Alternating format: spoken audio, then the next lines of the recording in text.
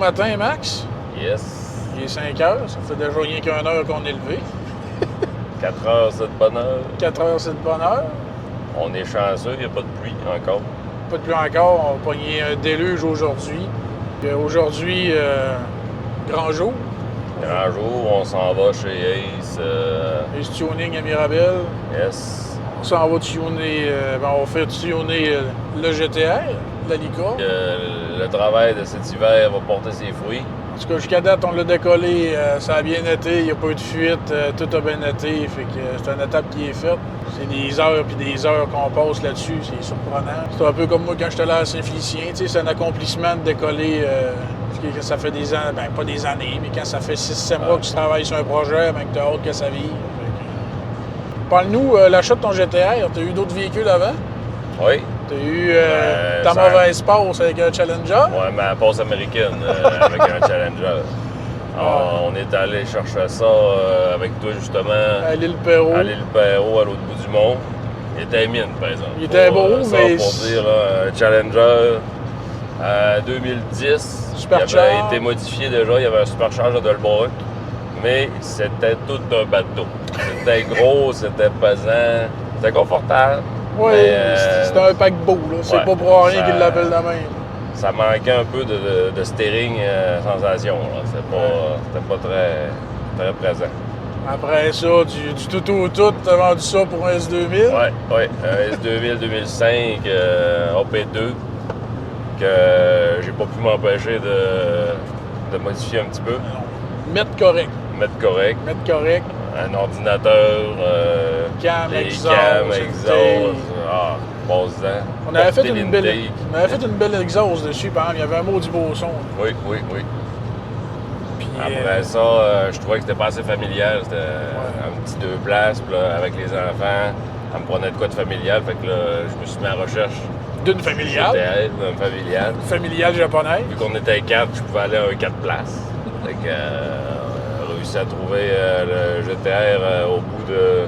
J'ai quand même cherché 2-3 ans. Oui, c'est étalon pareil. Avant de trouver ce que je voulais. Il était sur un site d'enchères. Il était plus affiché sur le site d'enchères, mais il n'avait pas été vendu. C'était sur un site d'enchères de Porsche que j'avais trouvé ça sur les internets. J'ai réussi à contacter la compagnie. Je les ai écrit une première fois, j'ai pas de réponse. L'année d'après, je me réessaye. Ils me donnent une réponse, ils contactent le vendeur, ils me mettent en lien avec. Puis on a réussi à s'entendre puis à faire l'achat. Après ça, c'est tout le transport, mettre ça légal au Québec. On a fait faire l'inspection. Ouais. Il est arrivé, le windshield était craqué. Fait que là, ça a commencé déjà. Trouve un windshield pour un Skyline. Commencer avec du fun. Ça nous a mis dans le bain pour trouver des pièces rapidement. Ouais. Fait que réussi à trouver ça, faire inspecter. Somme toute, ça s'est bien passé pareil. Là. Oui, avec des bons contacts. Fait installer le windshield bien inspecté dans la même journée, prêt à rouler. Un vendredi après-midi. Oh. Ça fut une belle journée, j'y étais présent. Ouais. Will est allé le porter parce que je travaillais. Parce que moi, il faut que je travaille. Bah, on va couper ça, mon temps. What? J'ai plus de temps lousse, peut-être. On va dire ça comme ça. Ouais, le soleil, il se lève. Ouais, c'est pas drôle. Il se lève dans notre dos. Ouais, il se lève. Il se lève dans notre dos. Rien que pour vous dire, il est 5 heures du matin en ce moment. Là, fait que, nous, ça fait déjà quasiment 1 heure qu'on roule. On va profiter du soleil parce qu'aujourd'hui, il annonce comment de pluie? Je sais pas. C'est en gallons, je pense que ça tombe. Bon, fait que là-dessus, on va aller à la présentation de ton auto. C'est un Skyline R32 GTR de 91. Quand je l'ai eu, il était pratiquement d'origine. OEM. Puis on en a fait un OEM+, avec moins de turbo. Oui, c'est ça. Parce qu'on est passé à un single. On est allé moderniser l'ordinateur. On est rendu sur un Link G4X avec un cam sensor avec un crank sensor pour avoir vraiment une bonne lecture de notre moteur. Parce que c'était un défaut qui était un défaut, c'est un vice de conception un petit défaut. Là. Ça aidait à préciser la lecture cam-crank. Finalement, j'ai ouvert le moteur au complet. On a tout fait parce que je voulais faire le crank color parce que sur les premières séries, on avait une petite portée sur le bearing, sur le crank pour la pompe à l'huile. Fait que ça faisait en sorte que quand tu tombais avec un peu plus de chevaux, là, il y avait des chances de stripper la pompe à l'huile, donc de manquer d'huile, donc de passer à travers le bloc. C'était quelque chose que je voulais corriger, puis en passant par là, ben là on tombe dans les tanks à yède. Les tanks à yède. Les tanks à yède. Fait que là, on est allé... le crank, lui, il a été poli. Le crank est bon pour quand même pas mal de force. Fait que, le crank est poli, les rods sont changés, les pistons, le moteur a été repercé. Le moteur est refait de la cave au grenier, si on peut dire. Cave au grenier avec des nouveaux coil packs aussi R35. Un kit chez PRP. PRP, j'en ai quand même mis 2-3 affaires. Partout, là. Ma pompe à l'eau, on peut voir la poulie de la pompe à l'eau a été changée, c'est une PRP. Le kit de trigger kit, c'est un PRP. Les coil packs, quelques petites affaires. Une belle rail radium. On est passé à des injecteurs 1300 cc au lieu des 600 qu'on avait. 600? 600 des Tomei 600 qu'on avait. OK. On est sur un Pulsar 58-55G, reverse rotation avec un manifold Artec reverse rotation aussi. On ne le voit pas bien, mais très beau manifold. Oui, il a déjà coloré un petit peu. Ça équivaut à peu près à un G30 770 chez Garrett, le Pulsar que j'ai mis là. Ouais. Radiateur en aluminium avec un fan électrique que tout était repassé. C'est tout l'ordinateur qui va gérer ça. En avant là, on peut voir que je vais avoir l'air climatisé parce que ça prend un peu de confort dans la vie. Oui. Il n'est pas encore fonctionnel là, mais tout est branché. Il reste juste. JDM Fest l'année passée. Ah ouais, il faisait chaud. On a voulu mourir. Je vous dis ça de même, là, mais Saguenay-Mirabel, en canicule, pas de clim, c'était pas tant de fun. Le trafic. Ah oui, le trafic, oh mon Dieu. Ah ouais. Pompe à gaz, on a le hanger Frenchies Performance Garage pour tenir la pompe, dans le fond, mais elle est encore dans son socle original, la pompe. Okay. C'est une 525 Walbro, une L4 qui appelle, avec toutes les lignes feed et return en 8 AM. En PTFE, parce que... PTFE, parce qu'on va rouler à l'éthanol aussi. Un petit peu de popcorn. On est des gars de popcorn. On est agricole, on est en campagne. À l'intérieur, j'ai pas fait grand-chose. J'aime ça que ça reste très, très épuré. Fait que, tout est pas mal d'origine. Le compteur Nismo, c'est un d'origine. Le kilomètre fitait vraiment avec tous les papiers que j'avais. Oui, parce que il faut rappeler que toi, tu l'as acheté, puis c'est pas un véhicule qui a été importé. Tu l'as acheté d'un particulier. Ouais. Qui l'a acheté au Japon. Moi, je l'ai acheté d'un gars à Calgary, que lui, il l'avait acheté. Puis quand j'ai voulu faire venir les papiers avec le Car VX du Japon, j'ai pas eu de retour avec les feuilles dans la chair puis des encans. Je trouvais ça bizarre. Fait que je les ai recontactés, puis ils m'ont dit que mon auto, probablement qu'elle a été achetée gré à gré avec un vendeur local ou acheté à quelqu'un là-bas directement. Ça n'a pas passé par les encans. Ça, moi, en tout cas, personnellement, je trouve que c'est un très, très, très gros plus. Moi, j'ai vu le dessous de cette auto-là, c'est immaculé. Là. Sérieusement, c'est une licorne. Là. À chaque fois que tu dévisses une botte, c'est comme si tu en dévisses une neuve. Ouais. Un petit volant Nismo, le pommeau. J'ai rajouté des petites touches, les tapis. J'adore les petits tapis Nismo. Là, ouais, on sort d'un hiver de travail, c'est ça. Ouais, un hiver de travail. Il faut dire que il n'a pas été lavé. Les roues, les roues, c'est vrai, hein? C'est quand même un gros morceau que... Ouais, dès que je l'ai acheté, c'est absolument le look que je voulais. Je voulais les Nismo LM GT4. Là, ça, c'est des roues faites par un monsieur du sol d'une montagne avec du glacier Nismo une fois par 10 ans. Là. Yes. C'est sur commande. Là. Il n'y en a pas tout le temps disponible. Des fois, ils ouvrent des bons de commande. J'avais commandé ça chez MK Motorsport en Australie. Fait que je les ai commandés. Après ça, quelques mois plus tard, j'ai eu une réponse comme de quoi qu'ils allaient fabriquer. Quelques mois plus tard, j'ai eu une réponse comme de quoi qu'ils avaient reçu. Je les ai payés, ils les ont expédiés. Ça a été vraiment rapide. Là. Une semaine de l'Australie à ici, dans ma porte, il était arrivé. Parce que ça aussi, on peut le mentionner. En Australie, le marché, en tout cas, JDM... Ouais, ils ont eu des volants à droite, parce que les autres, ils ont des volants à droite. Fait qu'il y a eu Japon, Australie, puis en Angleterre un petit peu, je pense qu'ils en ont eu. Il y a un gros marché de pièces aftermarket en Australie. Ils ont beaucoup de développement de fait sur les Skylines. C'est ça. Puis tout ce qui est JDM, si on le voit, Mad Mike aussi, il est là-dedans. Là. C'est sûr, c'est du rotatif, mais on s'entend qu'il y a beaucoup de JDM, puis il y a beaucoup de pièces là-bas. J'ai commandé beaucoup en Australie. Parce que des fois, tu peux pas commander au Japon. Au Japon, ils expédient pas au Canada directement. Il faut que tu passes par un tiers. Mais l'Australie, ils ont beaucoup de stock. Je vois pas de kangourou, par contre, là, mais... Non. C'est la seule affaire qui marche. C'est la seule affaire que j'ai pas fait venir d'Australie. Bon, fait que c'est good. Merci pour la présentation. Merci à vous.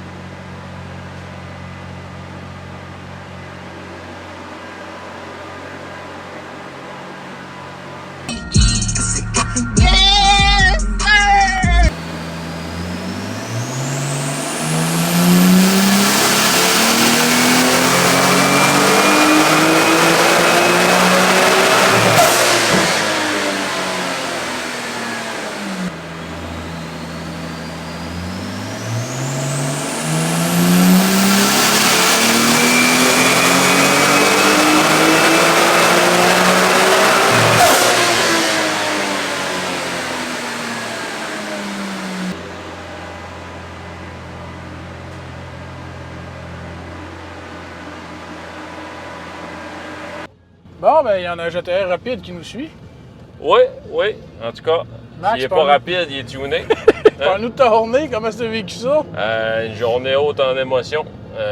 C'est un peu stressant. Tu arrives là, puis lui, il est là pour pousser ta machine. Ouais, puis ce que tu as fait dans il ses gêne retranchements. pas, là. Ah non, il gêne pas, il gêne pas. Je pensais pas voir à travers mon headers aujourd'hui. Il était rouge. Rouge champ. C'était terrible. Mais sérieux, super service Ouais, de la part de Ace. Là. Ace Tuning avec Charles sur le dyno, puis Alex qui est En sa shop. mécanique dans le shop. Rien à dire, malgré... tout a bien été pour le GTR, absolument rien, nada. Mais pour le service qu'on a eu, le char roule. C'est OEM+. C'est pas compliqué, OEM ça paraît pas. C'est OEM-, il y a un turbo de moins. Ouais. Avec la Tune Echo, là, c'est parfait. Oui, on roule au blé d'Inde. Oui, on roule au blé d'Inde. On roule au blé d'Inde les maintenant. pro-environnement. Oui. On a fait la Tune au 91. On a sorti combien de PSI? C'est 22? Mettons, 24? ouais, ça pique 24, mais ça tient 20. Pour sortir 511 aux roues au 91. 517. 517 aux roues au 91. Fait que 91 de pompe. Fait que ça, c'est la map que je vais rouler all day, all line. All day, all long. Tanol, on a gagné un petit peu. On a gagné un petit peu, mais je savais à l'avance que mon turbo allait me restreindre. C'est ça qui me restreint au final. On est allé chercher 567 aux roues avec 70 d'éthanol. On était juste à du E70, pas E90. Mais ça paraît.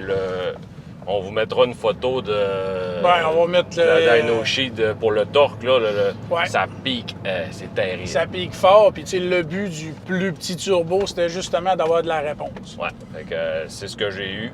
Je plafonne en haut, il fait comme à rebaisser un petit peu parce qu'il est plus petit justement. Si j'aurais voulu avoir une grosse courbe et avoir des gros poneys, j'aurais pu sortir 750 forces en mettant un G35 990 si j'aurais voulu. Les Gen 2, ça aurait été. Mais c'était pas ça le but, c'était le but d'avoir un petit char le fun réactif pour la rue. Ouais. Et à 4000, là, je vous le dis tout de suite, ça pousse.